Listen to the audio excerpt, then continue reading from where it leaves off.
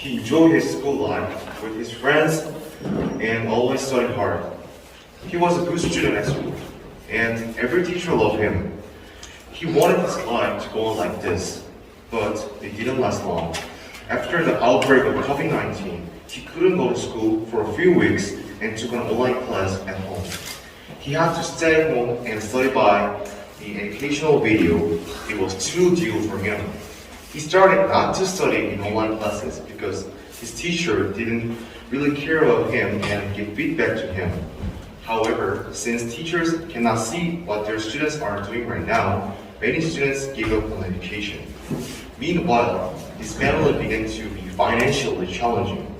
His father, who ran a small restaurant, closed his shop, and his mother, who worked in a factory, was fired from work. Because of the policy from the government that all self-employed people have to close after 10 p.m. and couldn't receive gas more than 4. And the number of visitors has decreased significantly compared to before. However, it caused a big financial problem for them. His father had no choice but to stop his restaurant. As a result, his parents lost their job in a flash.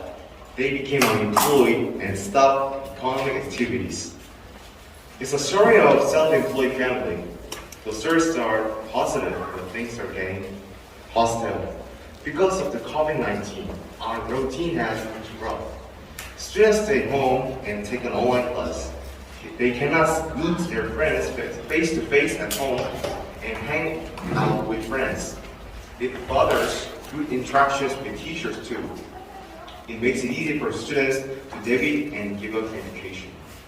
Since there's no immediate supervision from the teacher, students can quickly lose concentration and interest when taking an online class because there are so many explanation-oriented classes.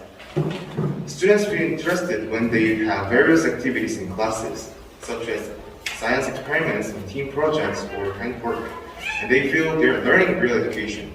But online classes provide the knowledge of the class content and information.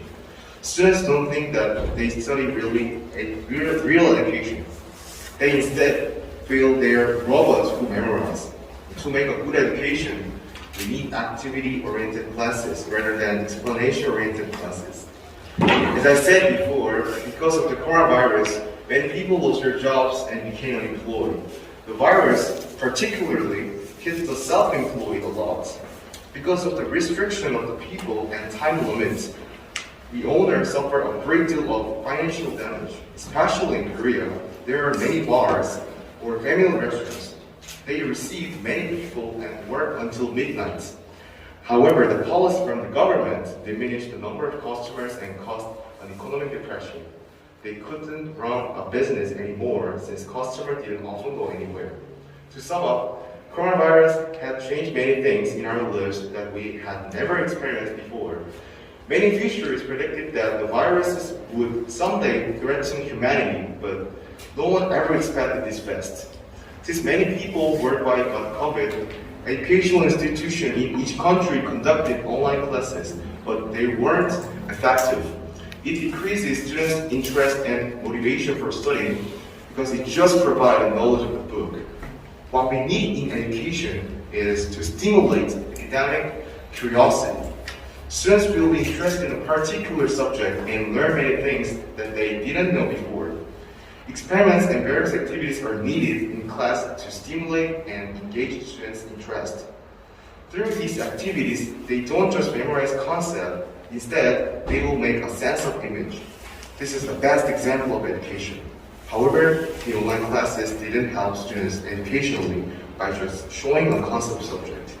Moreover, coronavirus had stopped many economic activities. Many small businesses and self-employed people were closed, and workers lost their jobs. They had no choice but to quit their job.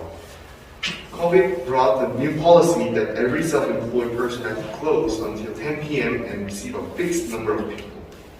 This caused the owner to lose their customers and finances. Since there were no more than 4 people and a time limit, they couldn't make a living and sustain their business, which led to massive unemployment and economic depression. It's dangerous because it leads to poverty.